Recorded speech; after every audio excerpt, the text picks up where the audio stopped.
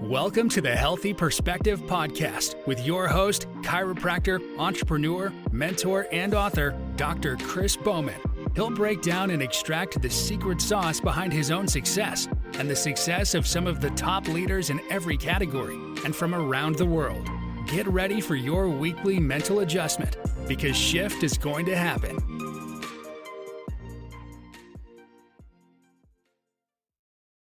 Hello, everyone. Thank you for joining me on another episode of the Healthy Perspective Podcast. Today is going to be a high energy, high intelligence, top level conversation. Today we have rapper, author, and host of the Real Talk with Zuby podcast, Mr. Zuby. Thank you so much for joining me. How's it going, Chris? It's going good. I'm so stoked to have you on. We met, I guess not really met, but we met through the internet through a mutual friend, Peter Voogd, actually the forward of my new book coming out. And I'd never heard of his music before, started listening to it and really resonated with a lot of the things that he was talking about. It's different than rap, not, mainstream rap, not that it's less put together or less artistic, but it's just a clean message. And it's things that I really resonate with talking about things that are going on with the government, with healthcare, self-care. And so I love listening to your music, Zuby. So it's an honor for me to have you on. Thanks, man. I appreciate that. So you are an Oxford educated man in computer science. You were raised in multiple different countries. Why don't you kind of give us a background of, what got you into rap, what started, you writing your own lyrics and how you've kind of raised your platform to where it is today? Yeah, sure thing. So for those who don't know, quick background. So I was born in the UK to parents who are originally from Nigeria. I was raised primarily in Saudi Arabia, went to boarding school when I was 11 years old in the UK, did really well in school. I was a very bright academic student, got into Oxford University and studied computer science. And when I was in my teenage years in school, I really fell in love with hip hop just as a fan. So I was listening to a lot of different artists and buying all the new albums that were coming out between myself and my friends and all of that.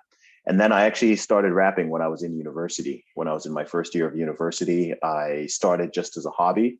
It wasn't something I was taking super seriously to begin with, but people liked what I was doing. I got decent at it pretty fast. And after I'd been rapping about 10 months, I actually released my very first album, which was called Commercial Underground. So I started out, I just made 50 copies of the CD and I sold them to friends and family. And I took that money and reinvested it and made another 200 copies. I sold all of those. And then I went back and I made 1,000 copies. And I ended up selling over the course of time, 3,000 copies of that album hand to hand. So at that point, I realized, okay, this is something that I can do as more than just a hobby. Right. I was doing live performances and stuff. People were coming to the shows, enjoying my music. I was getting some positive reviews in local magazines and on websites and stuff like that. So it's something that I just carried on. I put out another album about 2 years later, just after I finished university. I put out a second album. And then I moved to London and I actually worked in the corporate world for 3 years. So there was a 3-year period where I was having a sort of dual life, a sort of Clark Kent Superman thing, where during the day I was working my corporate job. And then on the weekends and in the evenings, I was doing shows and working on my music.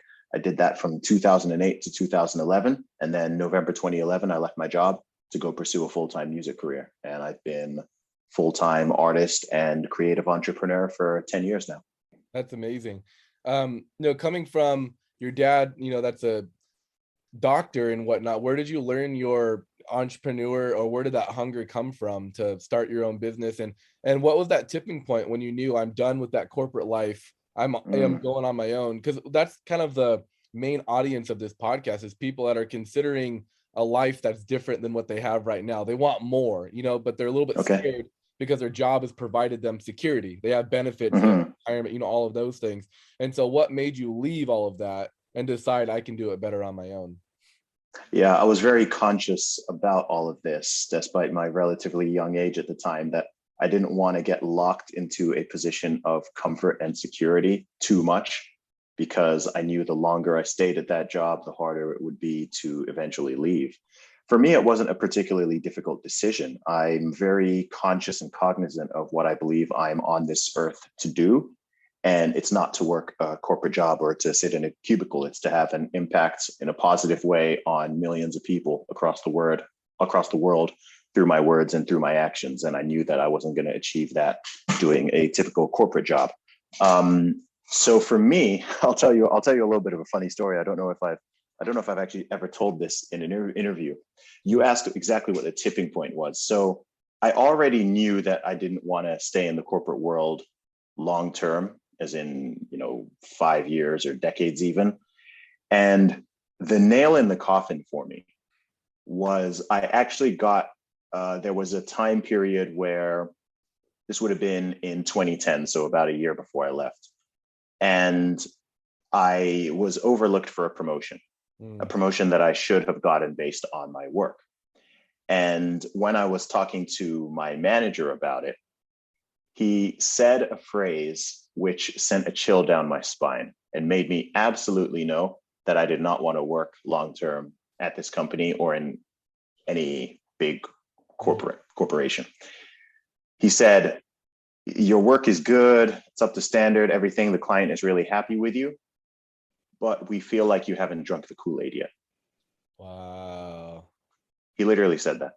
Wow. In those words, he said, we don't feel like you've drunk the Kool-Aid yet. So I was not coming across like I was 100% fully devoted to the cult of the corporation. Wow. So it wasn't that, oh, my work wasn't good enough or the client thought that I should be doing better or anything like that. It's just that I have other interests essentially outside work. Cause I'm me, like I'm into music. People know I'm into music. I'm into going to the gym. Like I'm going to the gym and doing all my training and stuff. Like I'm a guy who has a lot of different interests. Whereas there were other people who worked at this company who, to be honest with them, they just, that's kind of was their whole life. They'd even come in on the weekends, they'd stay late at night, whatever. And I was like, look, I'm separating my work life from my personal life. I'm not going to let this stop me going to the gym or stop me doing my music, stop me seeing my friends, family, whatever. I'm not willing to sacrifice that. But as a result of that, they felt like I wasn't quite as committed as some of the other people. And they said it to me in those words, which literally just made me like, ugh, like, oh my gosh, they actually, even the fact they had the audacity to use that phrasing, you haven't drunk the Kool-Aid yet, like literally referring to a cult. And I was like, at that moment, I left that room and I was like, yeah, that's it. Like, I'm not, I can't do this. So I actually got promoted in October 2011, and then I left in November. Wow. Because I wanted to still get the promotion. Right. But I got the promotion and then I handed in my notice. Just like, I can do this, but I don't need you. See ya. Exactly. And in that year running up, I saved a bunch of money.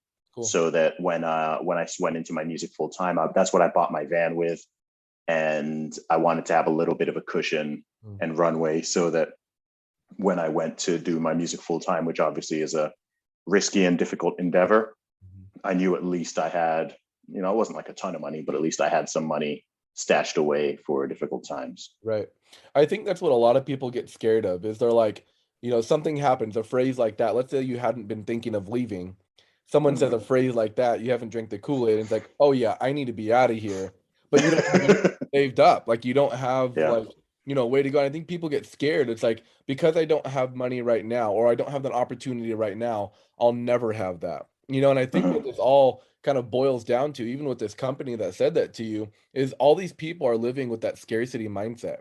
They're living in a state of fear. You know what I mean? And how did you learn to adopt that? Really, I think what we call is the abundance mindset, where it's like, I can produce more. I'm not here to take from the world. I'm here to give to the world, which that's what that corporation wanted you to do. They wanted to just take, sell your soul. You'll have just enough to be relatively happy. You won't have everything you ever want, but you won't necessarily lack either. How did you, were you just raised with that, or just something inside you that said you are here to give rather than you are here to take? I think it's a little bit of both. I think it's a combination of nature and nurture. So I want to give a shout out to my parents, my family. I have wonderful parents and a wonderful family. And I've always been raised knowing and believing truly that I can achieve great things, and that I don't always need to blindly follow the herd, and that there's a lot of opportunity, and that God has blessed me, and whatever I want to do and set my mind to, I'll be able to do it. So some of that was somewhat ingrained in me. Also, a lot of it is just my natural personality type.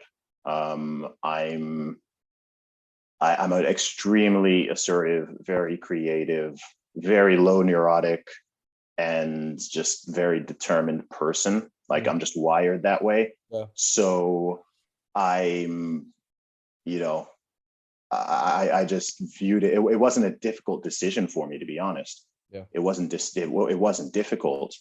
And I also, there's a kind of religious and spiritual component to it as well, which is that I believe that God has put me on this earth and given me the talents and abilities and opportunities and experiences and background that I have for a purpose, right? There's no one else who, everyone is unique in their own way, but I have a very unique combination of all of these things. And most people cannot necessarily do a lot of the things I can. So how can I have those talents and abilities and even the way I think, and I'm wasting it by keeping it to myself and just doing something that doesn't truly positively impact and inspire and motivate other people? So for me, there's a compulsion to it. My name, like the full version of my name. So my name is Zuby, but that's short for Unzubejuku, which actually means God's decision. Wow. That's the meaning of my name. My name means God's decision. Wow. And I don't take that lightly. Now, to someone who is, to some people that might sound kind of like cocky or arrogant or some type of delusion or something like that. But it's just that I recognize that as an individual, and I believe this of many individuals, that we have so much potential and so much that we can offer, and so much room for improvement and room to inspire and help other people. And what's a greater purpose than doing that, taking the skills, the talents, the knowledge, the ability, all of that stuff that you have, and writing a book and putting it out there to help other people, and putting out a podcast that helps and inspires other people, or creating, oh, wow. I mean, what percentage of people can make music? Most people don't know how to make music, right? So if you can make music, it's like, awesome, that's a gift. Like, use your music. How many people are incredibly good at a sport or some other talent? It's like, dude, if you're good at that, like, use it, like, help other people. Don't just hide it and keep it to yourself. Right. Put that song out there, write that book, put that podcast out there. That's the way I look at it. And you see it pay off in real life, because especially in this day and age of social media, I mean, you can put whatever it is out there and people follow you and they like it and they appreciate it. And then when people are even getting to the stage where they're willing to buy and support what you're doing, whether it's your book or your piece of music or your painting or whatever, that's giving you verification and validation that, oh, look, people genuinely value what you're doing. So I think that within each of us, we all have different talents and different skill sets and abilities. And so it's up to us to find that and to hone it, and then to spread it out to the world. And lo and behold, that is also, ironically, how you become successful, right? The more people that you help, if you create a product or service that helps thousands or even millions of people, you will be rewarded both materially, but also kind of within yourself as well. Emotionally. Yeah, exactly. That's so good. I was hoping you would bring up your faith. I never like to put people on the spot, but when it comes up, I love to talk about that. I mean, you listeners won't be able to see it, but I have my worship over worry shirt on. My worship, this is like the best. I feel like segue for what I talk about in my book is living a life of vision, right? And there's no bigger vision than living a life bigger than yourself. Yes. I think that's what so many people. I don't know why so many people fails. They only see I only have a finite amount of years, and so I need to accumulate as much as I can in that amount of years, because then I don't have a chance anymore. Versus when you flip it, it's like we have an eternal life, an eternal vision. Man, I only have so many years to give. And then what I want and what I give, I want it to last eternally. I want people to be reading about not me, but the work that I do to reflect, for us, God and what he did for us. How does that influence your music? How does that influence the type of opportunities that you take, the shows that you do, the stuff that you write, the podcast that you have? how does that eternal purpose, help, I don't know, funnel the decisions that you make? Because I'm sure you've turned down, money, or turned down opportunities because it For didn't sure. line up with your core values. And how can other people maybe adopt, if it's not spiritual, how can other people adopt strict core values that help guide their life? Yeah, absolutely, man. It's a great question, and it's a difficult question, and I think it's a constant effort and a constant daily battle in some sense, because so many things in the world influence us in directions that are polar opposites to that. Right? We're living in a world where telling the truth is often punished, Mm. at least in the short term. Right? You're supposed to lie, or at least not tell the whole truth. You're supposed to be deceptive and go along with certain narratives, even if you know that they're not correct. And, you know, that's scary. That's concerning, because everything humans do for the most part is based on incentives. So if people are more incentivized to lie than to tell the truth, you're going to get more lying. If people are more incentivized to be unkind, to be kind, then you're going to get more cruelty, and people are not going to treat each other as well. And we live in this very strange and unique time, I think, where we're so interconnected, and we're more influenced than ever before, because I mean, on a daily basis, if you are active on Twitter, Instagram, Facebook, any of these platforms, or even just using the internet, you're bombarded with thousands, if not millions of things per day. People's opinions, TV, radio, music, this, that, like all of this stuff is just constantly coming at you. And most of it is not particularly wholesome or positive. A lot of it is very divisive. A lot of it is designed to trigger outrage and to upset you or to set you against your neighbor, all of that stuff. So I think the first part is being cognizant of that, right? Being aware that, okay, there is stuff out there that is trying to influence and manipulate me and everybody else. And I think a lot of people aren't even really aware of it, right? They don't realize when they're on their phone and they're swiping and they're seeing stuff, they're not really thinking, okay, what's going on here? When they're sitting down and they're watching the news on TV and they're hearing these pundits talking, they're not really thinking, okay, how is this?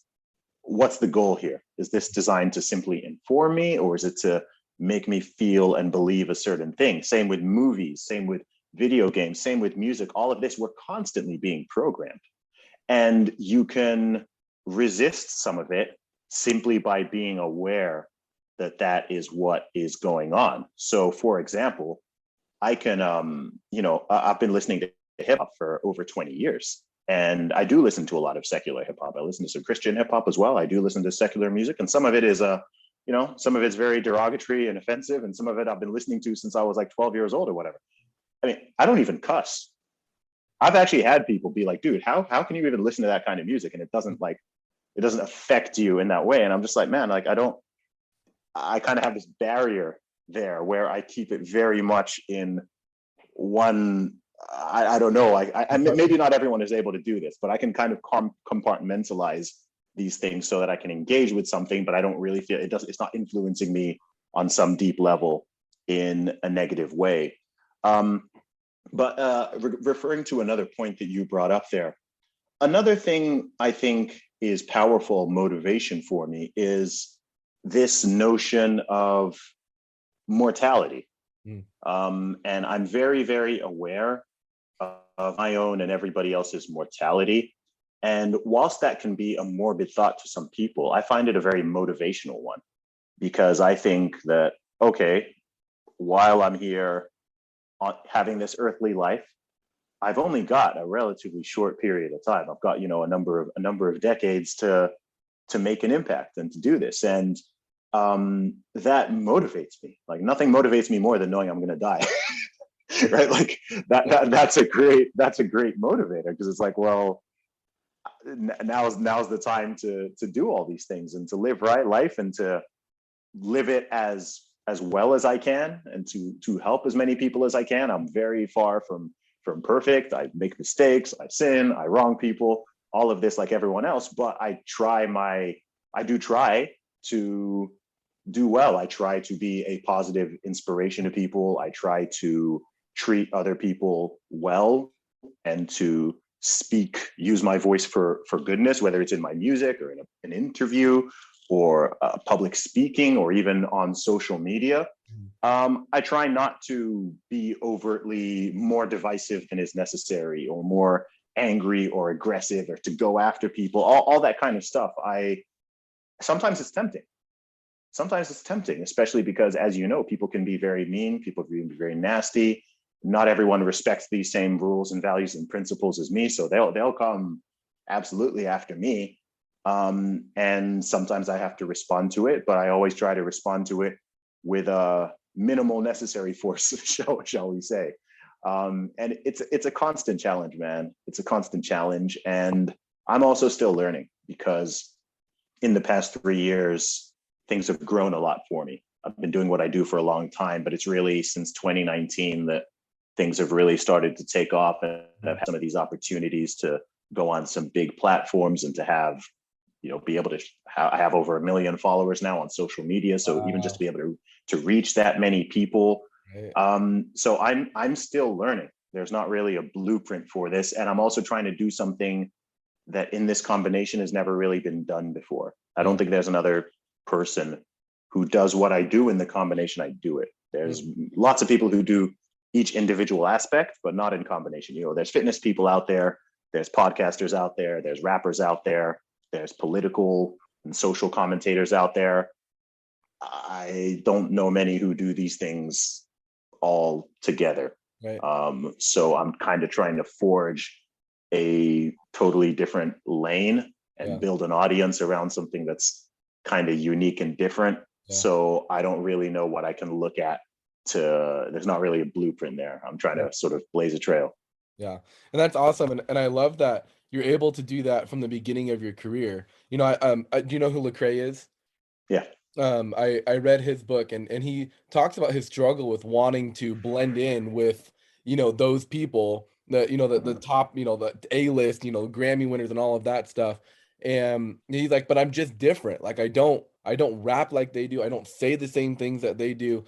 And he said he read this book, The Culture Code or something. I think that's what it's called. And he talked about how, like, if you don't fit in, create your own. And that's what really, he's like the pioneer of, doing what he does today. And I love that you're willing to do the same. It's like, I'm trying to create this, music for these people, instead of like, this is who I am. I'm going to set this trend, and people that like it can follow me, not I'm going to try to be like somebody else. And that takes a lot of courage. That takes a lot of passion. It takes a lot of purpose, and so I commend you for doing that. And I think that, mindset can be applied to not just what you're doing, but with me as a chiropractor. Like, I'm not just a chiropractor, I'm changing the way chiropractic is done. Motivational speaking, hair salon. Like, I think everybody can grab hold of that. Just because everybody else does it this way doesn't mean that I have to. I can do it different. And there's never been a better time in our world to get noticed for doing something different, when the online world has just exploded. So absolutely, man. Thank you for that. Absolutely. I also think that, what was the point I was about to make there?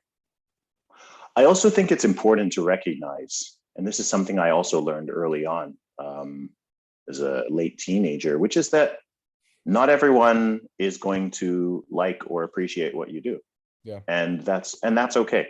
You have to become comfortable with that. Right. And it can be really difficult, I think, especially for people who are creative and artistic, because there's this sort of desire for everybody to like you, right? You want everybody to like your music. You want everyone to like your art, to like your book, to like what you create. And so it can be sort of painful to make something, make a song, make an album. People are like, man, that sucks. Like, you suck. Like, your music sucks. Like, stick to your day job. Like, you're bad. It's worse. This is the worst music I've heard in my life. And, people say stuff like that. Do they really mean it? Oftentimes they don't. But it can be hard to hear all of that, or to hear people talking bad about you and what you've created and all that. But you have to just accept that, look, there's not a single creator in this world who everybody likes their content, period. And there never has been. Right. There's never been an individual who everybody likes, right? Obviously, needless to say, not everybody liked Jesus. Right. Like, you can't really have a better man than Jesus. Yeah. And how was he treated? Yeah, sure. He had followers, he had fans, he had supporters, but ultimately, they killed him. Yeah. Not just killed him, but released a murderer in his place. Said, no, we'd rather have the thief and the bandit and the murderer, and get rid of this guy. In fact, there's people who would have hated him because he was good. Right? There's people out there in this world, and this is sad. There's people who will hate you because you're a good person. There's people who will hate you because other people like you. Just because, oh wow, other people like that guy, so screw that guy. Yeah. Right? It's like, that's so twisted, but there's human beings like that. People can be jealous, people can be envious, people can be resentful. You can highlight an inadequacy in somebody else that makes them feel a certain type of way. So you have to kind of accept that and just be like, okay, look, not everyone is going to like me. Not everyone's going to agree with me. Not everyone's going to like my message. Not everyone's going to like my art. But I'm okay with that. And it can take a while to get there. It can take a while to just accept that and be like, you know what? I'm comfortable with that. I'm okay with that. Right.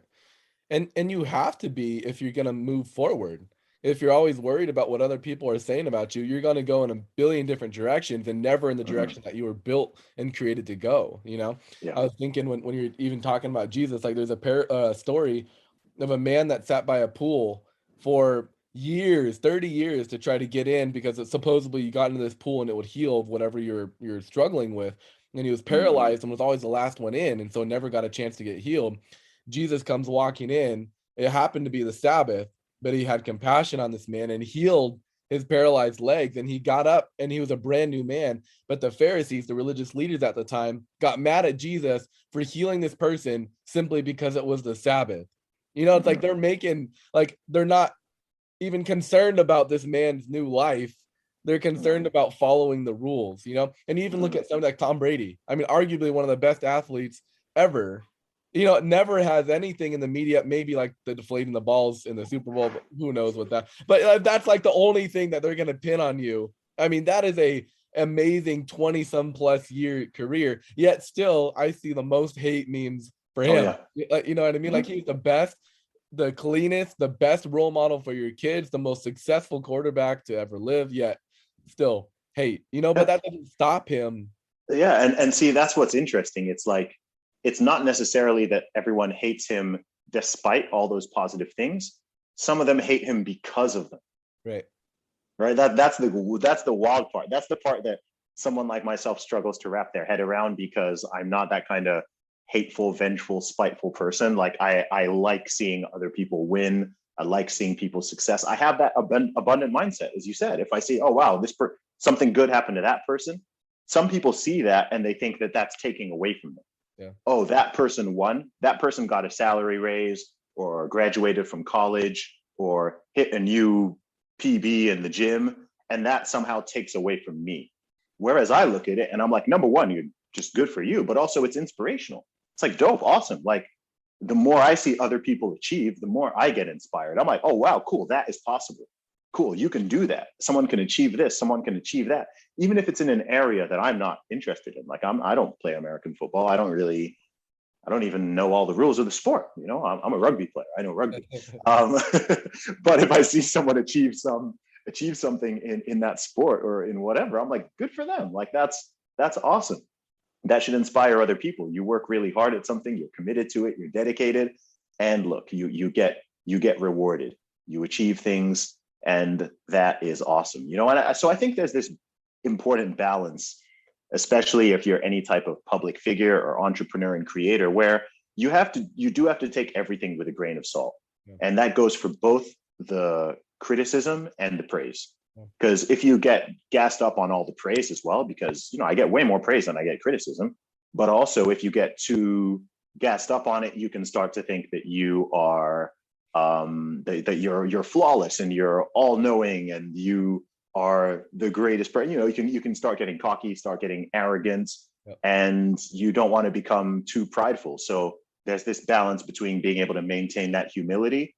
But then on the flip side, you also need to be able to kind of let some of the mean criticism and the hatred kind of roll off of you, so that you don't become this super neurotic, sad, depressed, individual who every time someone says something mean to you online, you want to lie in the fetal position and cry because, and you can't function for the rest of the week because some people said some mean stuff about you. So you really have to be able to balance those things.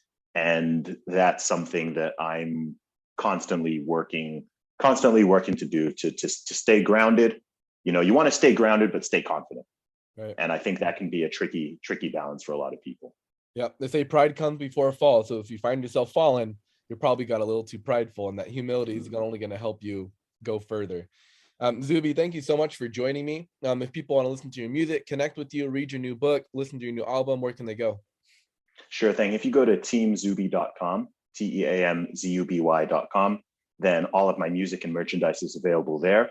If you'd like to check out my music or podcast, you can find those on iTunes, Spotify, all the usual platforms. Just search my name, Zuby, and you'll find me on there. Awesome. Well, thank you so much. I appreciate it. I'm excited for all the new people here in the US that are going to be able to discover your music. Look forward to seeing you hopefully when you make your way back to the States, get into a concert or something like that. It'd be awesome. I appreciate it, Chris. Thank you.